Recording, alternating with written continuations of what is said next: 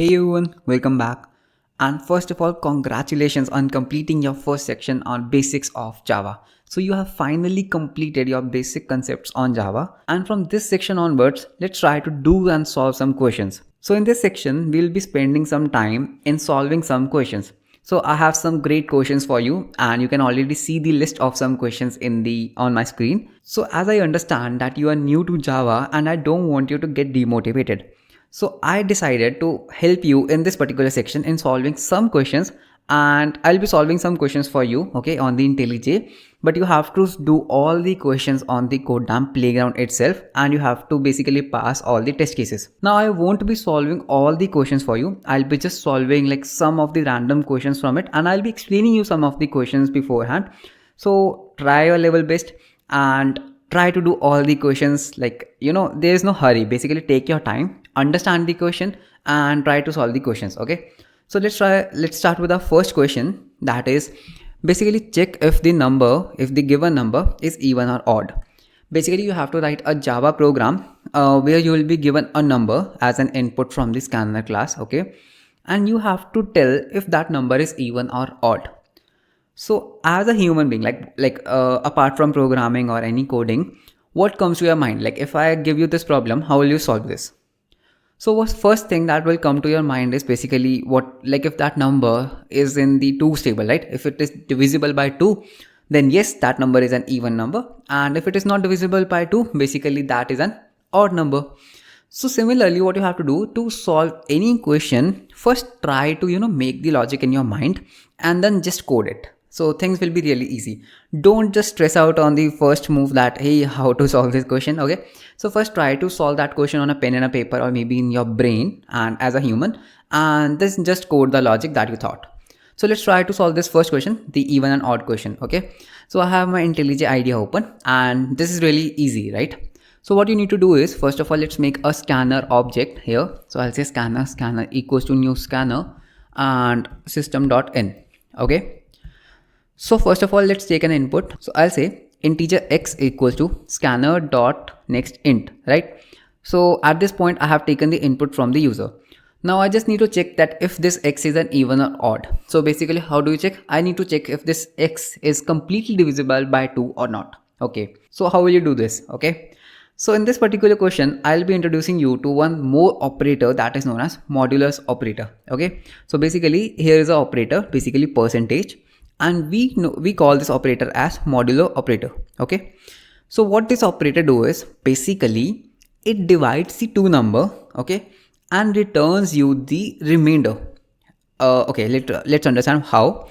If I say 2 divided by 2, so what will this return? So divide will return is actually, it will return you 1, right? But if I divide 2 by 2, basically, so what is the remainder? Okay, let's try to understand it on this board. Okay, so what modulus and divide basically do? If I say, let's say I have a number 4 and I divide it by 2, right? So like what will be the result? I'll say 2 here and then 4 here and then 0 remainder, right? So if I say 4 divided by 2, I'll be getting 2, which is this number. So this number is returned by the divide operator. But if I say 4 modulus 2, this will return me 0. Basically this number. Okay. Let's take one more example. What if I say to Java, I say 2, okay, divide by 5. So what do you think what will be the result? So basically, if I talk about Java, so I'll be getting like 2.5 here and then 5 here basically, and then 0. Okay. But you know that, in the integer video, we saw that if I say that 5 divided by 2 will give me 2. Correct? Why? Because in integers, basically this thing gets truncated, correct? Because integers cannot hold the float values.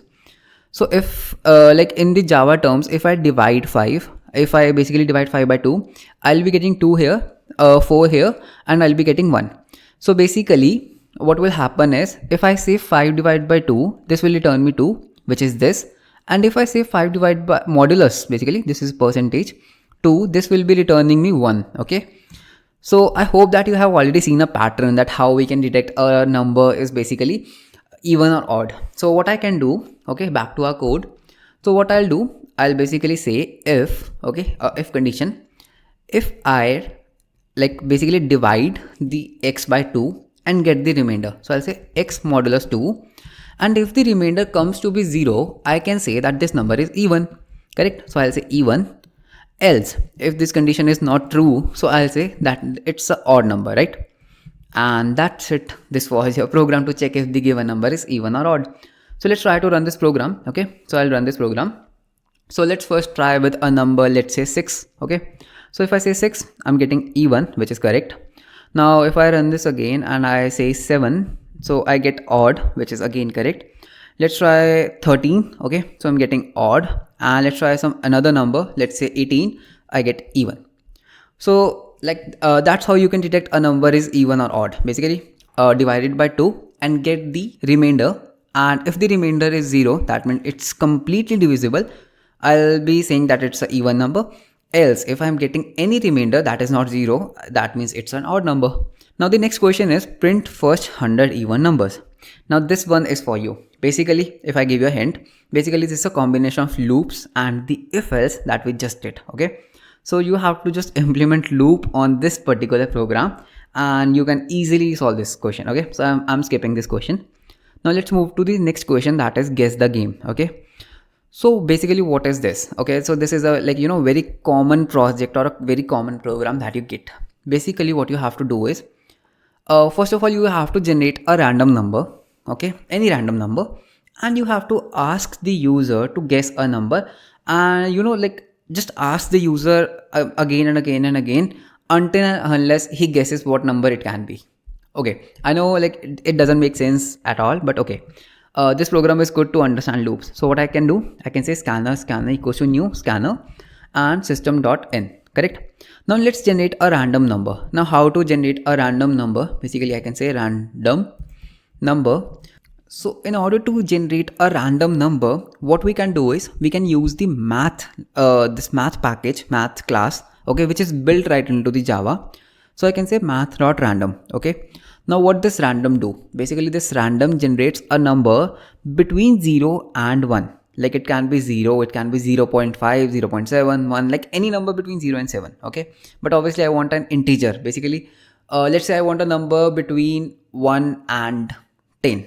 So now what I can do, I can say multiply it by, okay, so I want a number which is basically 10 into 1. So I can multiply that number by 10 and ultimately I'll be getting a integer number from 1 to 10, and let's typecast it to integer. Okay, I'll say int. Let's try to s out this random number. Let's see what we are getting. Okay, so let's print. So like we get 0, which is okay. Actually we need to typecast this whole. Okay, so now let's just run it. So like I get 5, I get 9, I get 6. So let's try to understand what I did basically here. First of all, I generate a random number between 0 to 1, like 0.6, 0.5, 0.3, any number. Then basically I'm multiplying that number by 10. Okay, and because I multiply that number by 10, so what I can get is, like if the random number generated is 0.5, I multiply it by 10, so I'll be getting 5.0, correct, which is a float, but I want an integer. So what I did, I basically converted that number to int. Okay, so this is known as typecasting. So I say int, so automatically the number that is after that point will get truncated. Okay, and I'll be getting a random number. So if I click play button again and again, you can see on my terminal I'm getting a completely random number every time. Now what I want, basically I want to let the user guess this number. Okay, so I'll say that let's ask user a number. Okay, so I'll say int guess. Okay, I'll say guess, and I'll say scanner dot next int, and let's ask the user to guess a number. Now I want to let the user to keep guessing until it reaches this random number. Okay, so you know that a loop will be used here, right? Because I want to do a repetitive task. But can you guess what kind of loop should I use? Should I use a while loop? Should I use a for loop or a do while loop? If I repeat myself, basically we don't know how many passes will it take, correct? Because user can even guess the number and in the first iteration, or even he can take like hundreds of iteration. But I know one condition, that when the guess and the random number are equal. So I can use a while loop here. Okay, so I'll say while the guessed number is not equal to random number, say the user that try again. Basically now try again, and then let's update the value of guess to, let's say, scanner.nextInt. Let hit try again, and when we get out of this loop, I'll say good job. Correct. So let's try to run this code. Okay, so basically a number has been guessed by Java compiler. Okay, so let's enter 2. So it says try again because I don't know what number it has guessed. So let's say 5. Oh, I guessed it in just 2 passes. It guessed 5. So good job. Let's try to run it again. Okay, so I'll say 1, I'll say 7, I'll say 6, 3, maybe 5. Okay, it again guessed 5. Like seriously, what I say 5. Okay, not this time. 4, 3, 8, 9. Okay, so this was 9. Now one thing that I can do is I can even tell the user how many takes or how many guesses did you take. So I can say int count. So basically I can say count equals to 1. Okay, so here like you have guessed 1 time, and basically I can increment the count every time, count plus plus for adding count, and I'll say that hey, good job, total takes, how many takes did you take, and I can concatenate the count here. So let's see what happens when I play this code. I say 2, I say 4, good job, total takes 2. So I took 2 takes to guess this number. So basically this was a very simple guessing game, which makes sure like you understand the loops well. Okay, so let's move to our next question, which is calculate factorial of a given number. Now what is a factorial? So if you go to google.com, okay, and search for what is a factorial of a number. Okay, so if I search this, basically you can see what is a factorial of a number. So basically if I say the factorial of n is basically n into n minus 1 into n minus 2, like till 1. Okay, so let's see an example here, like how a factorial is calculated. So if I say the factorial of 4 will be 4 into 3 into 2 into 1. Factorial of 6 will be 6, 5, 4, 3, 2, 1. Basically multiplying the number till 1. So if I say like the factorial of, let's say, 7, so it will be like, if I zoom in a little bit. Okay, so factorial of 7 will be 7 into 6 into 5 into 4 into 3 into 2 into 1. And similarly 9 will be 9 into 8 into 7 into 6. Like you got the point, right? What is a factorial? So basically what you have to do, you have to basically take an input from the user. Like if user says 6, right? So you need to calculate the factorial and you need to output this 720 on the console, basically on the terminal. So, okay, this is really easy. I would recommend you to pause this video right here. Okay, just pause the video and try to solve this particular lab yourself. Calculate the factorial of a given number. Just pause the video here. Okay, so let me tell you the solution. How will you do that? Okay, I hope that you have done. And if you have done, feel free to skip the video or just see the video, doesn't matter. So let's do one thing. Let's make a result variable, and let's say my result initially is 1. Okay, why 1? Because the factorial of 0 is 1, and basically I want to keep multiplying this result, so I cannot keep result 0 because anything multiplied by 0 is 0. And if you're finding this confusion, confusing what I'm just saying right now, just ignore. Okay. Let's take a variable x and let's have a scanner.nextInt scan this. Okay, now what I want to do, basically I want to start from this particular number. Like if this is 6, I want to start from 6, go till 1 and multiply this like each time, like 6 into 4, 5 into 4 into 3 into 2 into 1. Okay, so notice one thing, in this particular scenario I know the number of loops. If user says 6, there are 6 loops. If user enters 10, there are 10 loops, right? So in this particular scenario, I'll be using for loop. So I'll say that I can say int. Okay, let's make an integer and let's make a variable I, basically a variable just to loop. Okay, I'll say that you are currently equals to x. So if user says 6, you are equals to 6.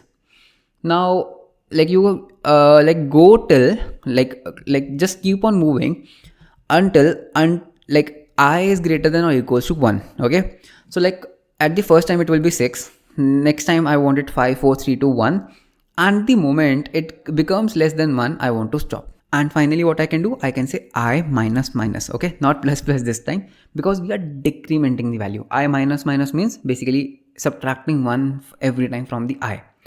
So I equals to x, go till 1 and subtract the value of I every time. Okay, Now what I want to do in this loop, okay, basically what I want, I'll say that my result is equals to result into I. So what will happen? First of all, result is 1. So first time, like this is 6. So this will be getting 6 and result is 6. Next time 6 into 5 because I'm decrementing it. So similarly 4, 3, 2, 1. And then finally what I can say, I can say S out, that the result is basically the result. Okay, let's try to run this code. So I'll say run. Okay, so let's enter 6. So I'm getting the result to be 720, which is absolutely correct. Okay, so as you can see in this table, so the factorial of 6 is 720. Let's try with 8. Okay, so I'll say run this program and let's enter 8. So I get 40320. So I'm getting 40320. If you were not able to solve this problem on your own, that's completely fine. But make sure that you understand the solution. Okay, if you don't understand the solution, I'll give you one tip. Okay, one hack. Just write this code on a paper and try to run like this code manually. Manually means like just try to try to dry run this code. Basically see like in the first iteration what will be the value of I, then what will happen, then again in the third iteration what will happen, what will be the new variables, what will be the new value of variables.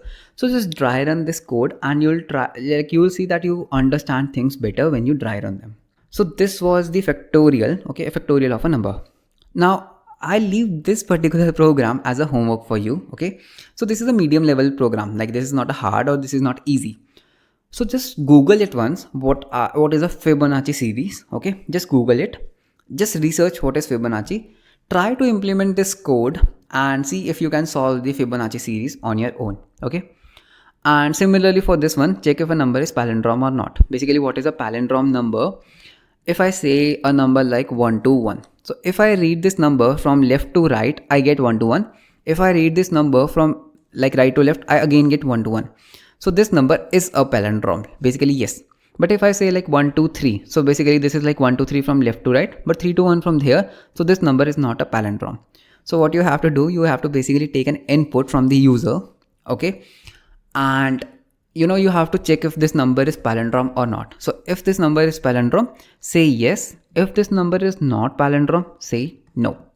So this is your homework. Okay, so check if a number is palindrome or not. And similarly we have if like check if the given number is a prime number or not a prime number or a composite number basically. So treat this as a homework as well. Okay, then we have like check if the given character is a vowel or not. Okay, so basically you will be given a character and you have to tell that yes it's a vowel and no it's not a vowel. And then we have check if the given year is a leap year or not. Okay, as a hint to this particular question, this question actually resembles the logic of this question where we were checking the even and odd. Okay, and then at the end we have like swap the value of two integers, right? So this particular section is your homework. Okay, and I wish you the best of luck and feel free to Google it. Okay, just feel free to Google. Don't get demotivated. Hey, I'm not understanding this. It happens. Okay, even today I sometimes feel demotivated when I'm not able to do a particular task, but practice and practice. That's why the name of the section is practice. Basically just practice it here, like try to understand the code of other people. Maybe you can read some documentation, read some articles and check for solution. See, it's very easy for me to just write down the code on the screen and explain you, right? But that thing will be known as spoon feeding, which is not a good thing, right? So I want you to research for the things, you to struggle and solve these problems. So very best of luck and let's meet you in the next section. Until then, bye bye, take care.